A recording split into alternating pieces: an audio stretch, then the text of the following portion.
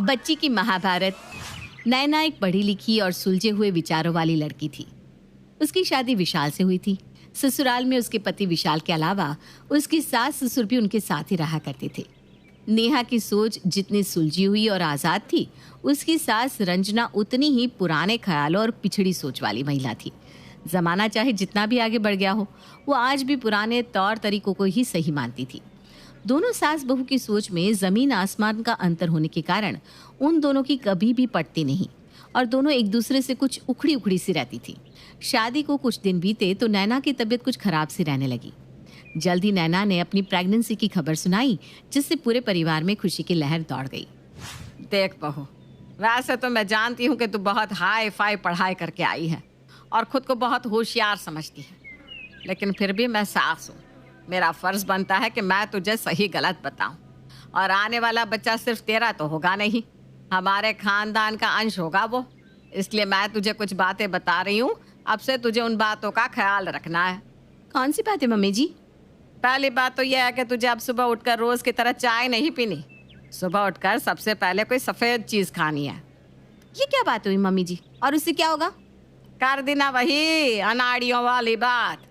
तेरे जैसी शहर की पढ़ी लिखी लड़कियां ना पढ़ाई का बहुत घमंड दिखाती है, लेकिन दुनियादारी की समझ जीरो होती है तुम लोगों में। अरे इतना भी नहीं समझती। अगर तू सुबह उठकर चाय पिएगी तो होने वाले बच्चे पर इसका गलत असर होगा और वो भी काला ही पैदा होगा। हैं? कैसी बेतुकी बातें कर रही हैं आप? सफेद चीजें खाने से बच्चा सफेद हो जाएगा और काली खाने से काला? ये कौन सा विज्ञान है भाई? एक बार को मैं ये बात मान भी सकती हूँ कि चाय में कैफीन होती है जो कि बच्चों के लिए नुकसानदायक होती है, इसलिए हमें प्रेगनेंसी में चाय नहीं पीनी चाहिए। लेकिन चाय पीने से बच्चा काला हो जाएगा, ये लॉजिक तो बहुत ही बेतुका है मम्मी जी। नैना की बात सुनकर उसकी सास मुंह टेढ़ा कर लेती है। तू ना ज्यादा होशियारी मत दिखा। अपनी ये डिग्रियों की नॉलेज ना अपने ऑफिस में जाकर दिखाया कर। बड़े बूढ़ों की बातें कभी भी गलत नहीं होती। हमने दुनिया देखी है, आई बड़ी हमें सिखाने वाली। और हाँ, एक बात और, अब ये मुंह फाड़ फाड़ कर खाना खाना छोड़ दे। प्रेग्नेंट औरतें ऐसा मुंह फाड़ कर खाना नहीं खाती, वरना होने वाले बच्चे का मुंह बहुत बड़ा और बेढंगा हो जाता है। इसलिए अब से तुझे छोटे छोटे निवाले खाने हैं, मुंह भी थोड़ा छोटा खोला कर। अरे मम्मी जी, हद हो गई अंधविश्वास की। मेरा मुंह खोल के खाना खाने से बच्चे का मुंह बड़ा हो जाएगा? आपके हिसाब से सोचा जाए ना तो बच्चे के सारे फीचर्स हम यहीं बैठे बैठे डिजाइन कर सकते हैं। बच्चे का रंग, बच्चे का मुंह, आपके पास तो सारी चीजें सेट करने के लिए टिप्स हैं। और बाकी फीचर्स के लिए भी तो टिप्स होंगे ना, जैसे बालों का रंग, सर की शेप वगैरह वगैरह। अरे ऐसे ही औरतें माँ नहीं बन जाती। तभी तो कहते हैं सुंदर और स्वस्थ बच्चा पैदा हो, इस बात की जिम्मेदारी माँ के ऊपर होती है। और बच्चा सुंदर होगा या नहीं, ये भी माँ के हाथ में ही होता है। अगर तू पूरे 9 महीने में खूब हरी सब्जियां और साग खाएगी ना, तो बच्चे के बाल एकदम काले और घने होंगे। आजमाई हुई बात है मेरी। और प्रेगनेंसी में ज़्यादा नारियल नहीं खाना चाहिए। आजकल के डॉक्टर तो ऐसे ही पागल बनाते हैं। आजकल के डॉक्टर सब औरतों को नारियल खाने की सलाह देते हैं। जिसको देखो वही नारियल पानी पी रहा है, लेकिन वास्तव में उसे खाने की वजह से बच्चे का सर कड़ा हो जाता है, जिससे नॉर्मल डिलीवरी कठिन हो जाती है। और उसी की वजह से आजकल सब बच्चे ऑपरेशन से हो रहे हैं। अच्छा, तो आपके कहने का मतलब ये है कि प्रेग्नेंट औरतें नारियल खा रही है, उसी की वजह से आजकल ऑपरेशन हो रहे हैं। बाकी सारी मेडिकल कंडीशंस जाए भाड़ में। मतलब आपने तो सारी की सारी मेडिकल साइंस 2 लाइन में सिंप्लीफाई करके रख दी। आपको तो किसी रिसर्च सेंटर में होना चाहिए था भाई। बहुत बहुत धन्यवाद, आपने अपनी कीमती टिप्स मुझे दिए। मैं देख लूँगी मुझे क्या करना है और कैसे करना है। अभी मुझे ऑफिस के लिए लेट हो रहा है। धीरे धीरे नैना की प्रेगनेंसी का समय आगे बढ़ रहा था, लेकिन नैना पढ़ी लिखी और जागरूक लड़की होने के कारण पुराने समय से चली आ रही बातों में यकीन ना करके साइंटिफिकली प्रूफ हो चुकी बातों पर ही यकीन करती थी और उसी के अनुसार अपना खान पान और एक्टिविटीज का ध्यान रख रही थी। क्योंकि नैना अपनी दादी नानी के नुस्खे को छोड़कर डॉक्टर की बातों पर भरोसा कर रही थी, इसलिए वो अपनी सास की आंखों में किरकिरी बनकर खटक रही थी। धीरे धीरे समय बीत रहा था। एक दिन रंजना की बहन संजना उससे मिलने घर आती है। अरे जीजी, अब तो दादी बनने वाली हो, थोड़े दिनों में पोता गोद में खिलाओगी। सच में मन में तो लड्डू फूट रहे होंगे ना? अरे खुश क्यों ना होंगे, एक ही तो बेटा है मेरा और हम तो दिल से चाहते हैं कि घर में पहले पोता ही हो। लेकिन आजकल की बहुएं अपने आगे किसी की चलने कहाँ देती है। क्यों, वो वाली दवा नहीं खिलाई क्या बहू को? दवा? अरे ये बहू तो हमारी एक नहीं सुनती। हमने कहा नारियल का बीज ही खा लिया करो। भोले बाबा ने चाहा तो हमें हमारा कुल दीपक जरूर मिलेगा। पता है क्या बोली? कहने लगी दीपक हो या दीपिका, मैं अंतर नहीं समझती, और क्या फर्क पड़ता है कि लड़की हो या लड़का। अरे जीजी, ऐसे कौन बात करता है? क्या चला जाता अगर खा लेती दवाई तो। अच्छा, कम से कम केसर वाला दूध तो पिला रही हो ना बहू को। ये आपकी अंग्रेजी मैम ने उसके लिए भी मना कर दिया। आपकी बहू का रंग तो कुछ खास साफ है नहीं, कहीं बच्चा माँ पर ही चला गया तो। अरे बहना, क्यों तू मेरे जख्म हरे कर रही है? मैं तो क्या क्या कर थक गई, लेकिन ये मेरी एक बात नहीं सुनती। कहती है बच्चे का रंग माँ बाप से अलग नहीं हो सकता। तब तो जीजी आपका भगवान ही मालिक है। अभी तो बच्चा हुआ नहीं, कल को जब बच्चा हो जाएगा तब क्या होगा। धीरे धीरे 9 महीने का समय बीता और नैना एक सुंदर से बेटे की माँ बन गई। लेकिन दिक्कतें यहीं खत्म नहीं हुई। असली दिक्कत शुरू होनी अभी बाकी थी, बेटे के जन्म के बाद। अरे बहू, बहुत गर्मी है। मुन्ना भी गर्मी से परेशान हो गया होगा। ला बच्चे को अच्छी तरह रगड़ कर नहला देती हूँ। अरे मम्मी जी, ये क्या कह रही हैं आप?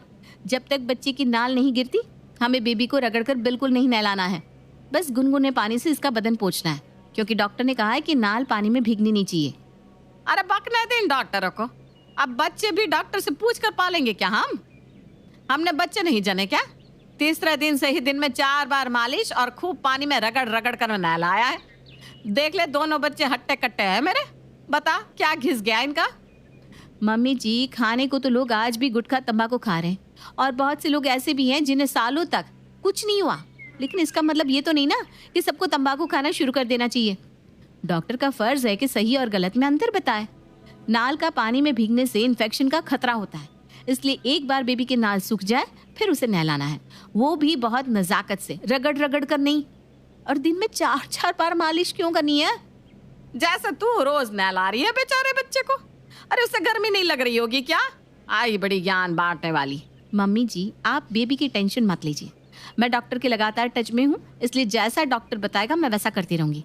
फिलहाल तो न इसे तेल मालिश करनी है और ना ही नहलाना है। धीरे धीरे 1 सप्ताह का समय बीत गया। इतने दिन में मुन्ने की नाल भी सूखकर गिर चुकी थी।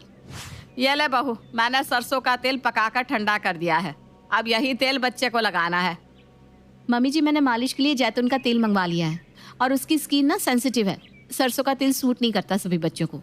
ऊपर से ये बहुत गाढ़ा भी होता है, इसलिए मैंने लाइट वेट वाला तेल मंगाया है। ये बहुत हेल्दी है, इसमें विटामिन ई अच्छी मात्रा में है। मतलब हम जो पीढ़ियों से सरसों का तेल बच्चों को लगा रहे हैं, उसमें कोई विटामिन नहीं है। एक बात और अच्छी तरह समझ ले, बिना विटामिन के भी हमारे बच्चे खूब हट्टे कट्टे और मजबूत रहे। अब तू ना ज्यादा अंग्रेजी मत झाड़, और ध्यान से मालिश करते समय सरसों के तेल की 2-2 बूंद बच्चों के आंख, नाक, कान में भी डाल दिया कर। इससे बच्चों के अंग स्वस्थ रहते हैं। मम्मी जी, ये बच्चा है, कोई सिलाई मशीन नहीं कि सारे पुर्जों में 2-2 बूंद तेल डालने से उसके पुर्जे सही चलने लगे। और सबसे बड़ी बात, बच्चे की आंख, नाक और कान में कुछ भी नहीं डालना चाहिए। ऐसा कोई 1-2 नहीं, सारी दुनिया के डॉक्टर कहते हैं। ऐसे ही लगभग हर बात में नैना और उसकी सास रंजना का विवाद होता रहता। ऐसे ही कुछ महीने और बीत जाते हैं। एक दिन नैना मुन्ने को अपनी सास के पास छोड़कर थोड़ी देर के लिए अपने कमरे में काम कर रही थी। जैसे ही वो कमरे से बाहर आती है तो देखती है कि सासू माँ उसे पानी पिला रही है। हाँ, अरे मम्मी जी, क्या कर रही हैं आप? 3 महीने के बच्चे को पानी कौन पिलाता है? क्यों, इतनी गर्मी हो रही है? बच्चे को गर्मी नहीं लगती क्या? मम्मी जी, 6 महीने से पहले बच्चों को पानी नहीं देना चाहिए। और मुन्ना दूध पीता है ना, उसमें उसे पानी भी मिल जाता है, क्योंकि माँ के दूध में एक बहुत बड़ा प्रतिशत पानी ही होता है। नैना देखती है कि कभी सासू माँ नजर बचाकर बेबी को पानी पिला देती, तो कभी खाना खाते हुए उसके मुंह में कोई भी खाने की चीज डाल देती।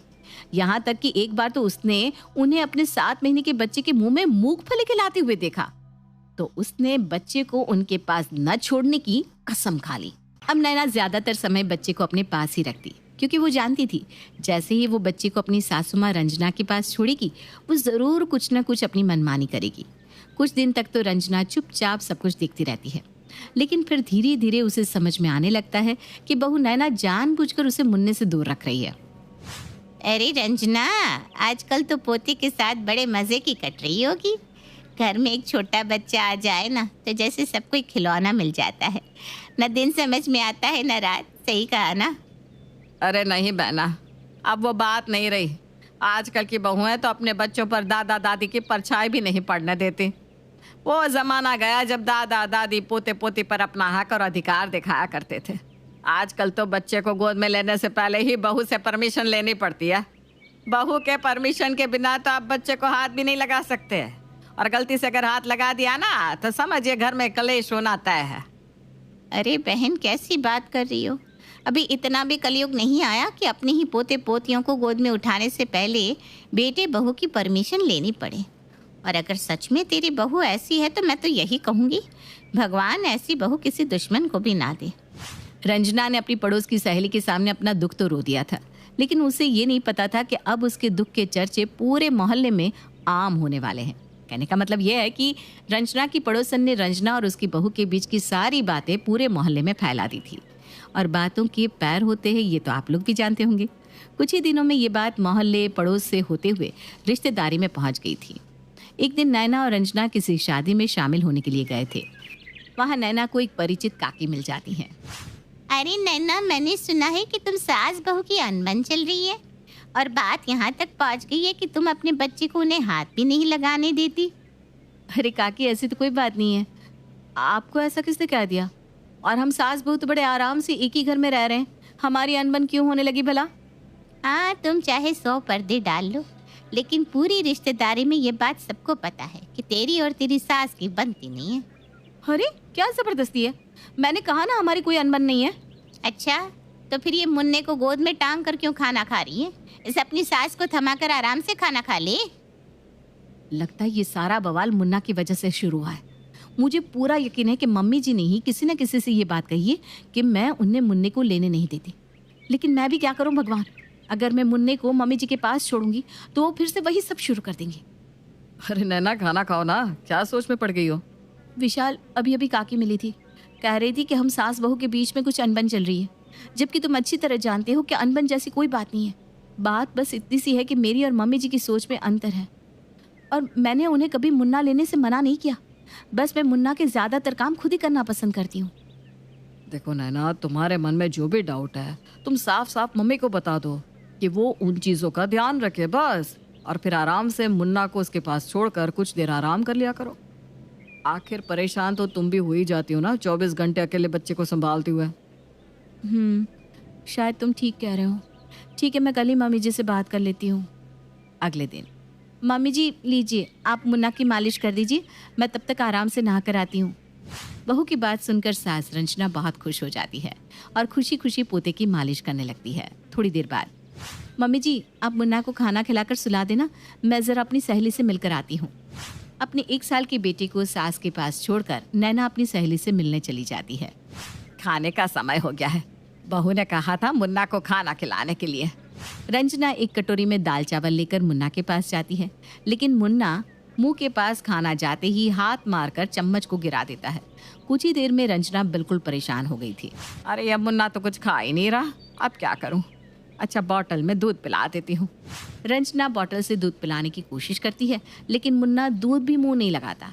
अब बेचारी रंजना परेशान हो रही थी। अरे बहू, मुन्ना तो कुछ भी खा पी नहीं रहा, क्या करूं? मम्मी जी क्या खिला रही थी आप उसे?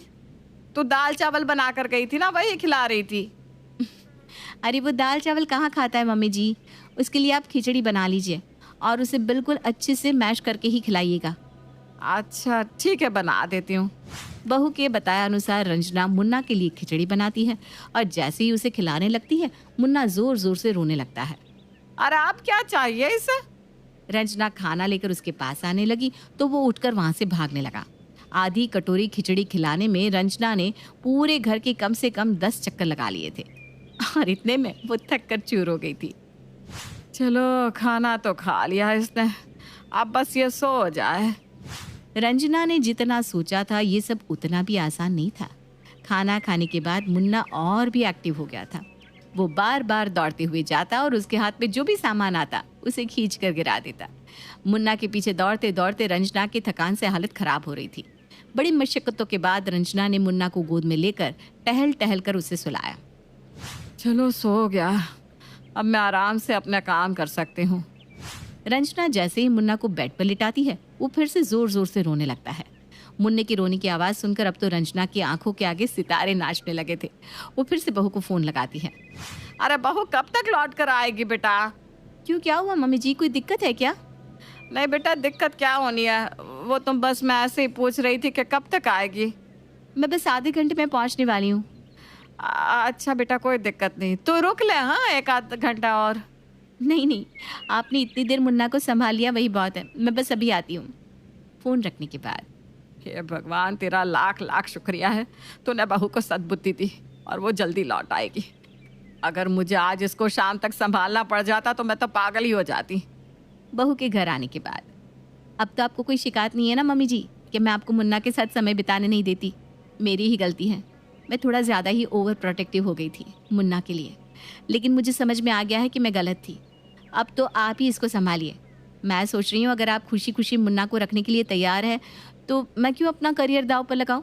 आप आराम से मुन्ना को संभालिए, उसके साथ खेलिए और मैं फिर से जॉब स्टार्ट कर देती हूँ। आपकी शिकायतें भी दूर हो जाएगी और मुझे भी जॉब छोड़कर घर में नहीं बैठना पड़ेगा। और सच बताऊँ, आज मैं अपनी सहेली के यहाँ जॉब के लिए ही बात करने गई थी। रंजना ने जैसे ही सुना कि बहू तो परमानेंटली बच्चा उसे ही सौंपने की तैयारी में लग गई है, उसके हाथ पैर फूलने लगते हैं।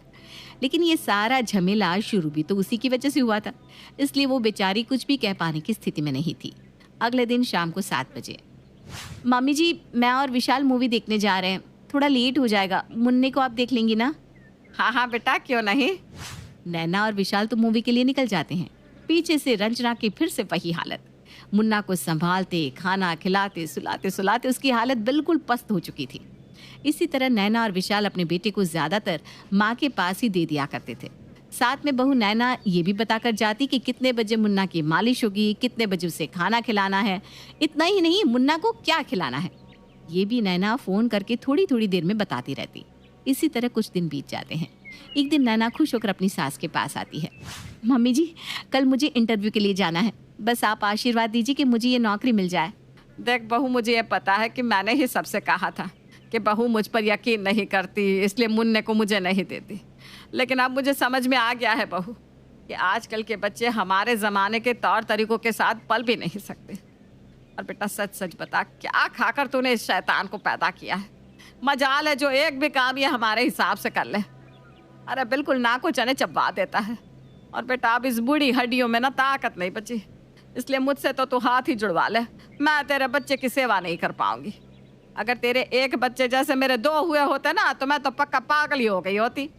सास की बात सुनकर नैना ठहाका लगाकर हंस देती है। अब आप समझी मम्मी जी कि इन नए ज़माने के बच्चों को हमारे जैसी माएँ ही हैंडल कर सकती हैं और इनको आपके ज़माने के नुस्खों के साथ पाल भी नहीं सकते। हाँ बेटा, तू जीती मैं हारी। ले अपना बेटा ले जा, इसकी मालिश का समय हो रहा है। और बेटा जिस तेल से ये मालिश कराए ना उसी से कर, मुझे कोई दिक्कत नहीं है।